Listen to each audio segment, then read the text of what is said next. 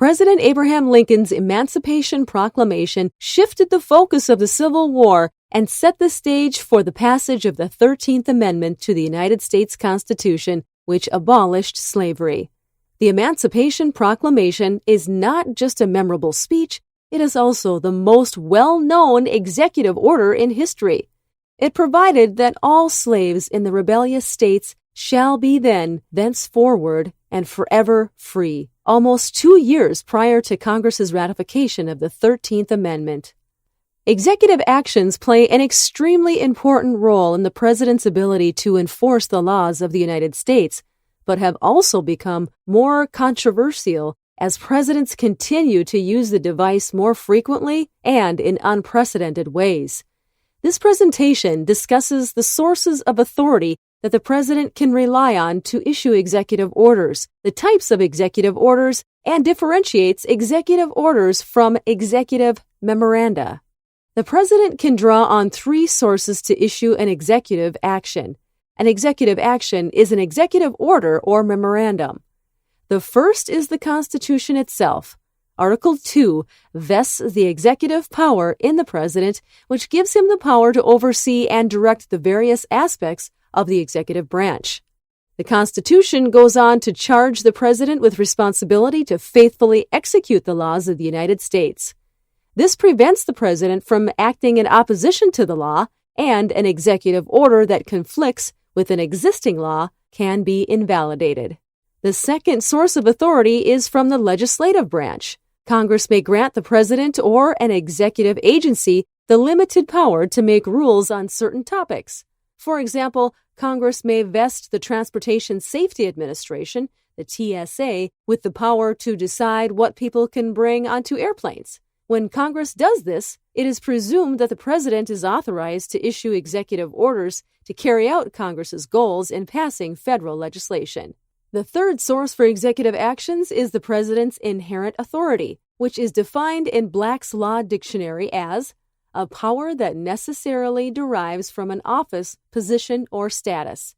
A president's inherent authority can fluctuate in scope and acts incidental to both Congress's and the president's explicit powers. In the early 1890s, President Grover Cleveland issued an executive order to send U.S. soldiers to end a railroad labor strike that disrupted rail traffic in the Midwest. President Cleveland claimed inherent authority as his justification. When his actions were challenged in court, the Supreme Court agreed with President Cleveland, finding what he did constitutional because he did so under his inherent authority and incidental powers to assist Congress in regulating interstate commerce. The court reasoned that the railroad strike disrupted commercial activity, which limited Congress's ability to achieve one of its objectives, regulating interstate commerce. President Cleveland was thus helping Congress by ending interference with Congress's ability to regulate interstate commerce. The 2 most common executive actions are an executive order and the executive memorandum. An executive order is a written statement that the president issues to direct or instruct the actions of executive agencies or government officials, or to set policies for the executive branch to follow. It is signed by the president, approved by the Office of Management and Budget and the Attorney General, and is recorded in the Federal Register. An executive order has the full force and effect of a law enacted by the legislature, except where it is contradicted by other duly passed federal law. Therefore, a president can issue an executive order to bypass Congress's bureaucracy and advance policy objectives without having to go through the legislative process. An executive memorandum is like an executive order, but it does not have the same procedural requirements. Unlike an executive order that must be signed and published, there is no formal process for issuing an executive memorandum. Furthermore, it does not have to be approved by the Office of Management and Budget and the Attorney General, nor must it be recorded in the Federal Register. One example of a forum particularly susceptible to the executive order is military operations. The President, as Commander-in-Chief of the military, is tasked with running the military and may issue executive action to set military policy. For example, in 1948, President Harry Truman issued an executive order that desegregated the military. He relied on his authority as commander-in-chief to act. President Ronald Reagan relied on the National Security Act of 1947 to issue an executive order which authorized surveillance of certain people, and this law also formed the basis for the NSA's justification to collect data in the early 2000s during the War on Terror. Executive orders can also be used to outline strategy, such as when President Barack Obama issued an executive order pursuant to his authority under the Clean Water Act, detailing the federal government's strategy to restore the Chesapeake Bay. Even more recently, President Donald Trump issued an executive memorandum which directs his administration to develop a plan to defeat ISIS. An executive order or memorandum can be terminated in several ways. The sitting president can rescind an order issued by himself or a previous president, or can override the old order by issuing a new order contradicting it. This frequently occurs when a new president takes office and wants to establish new policy goals.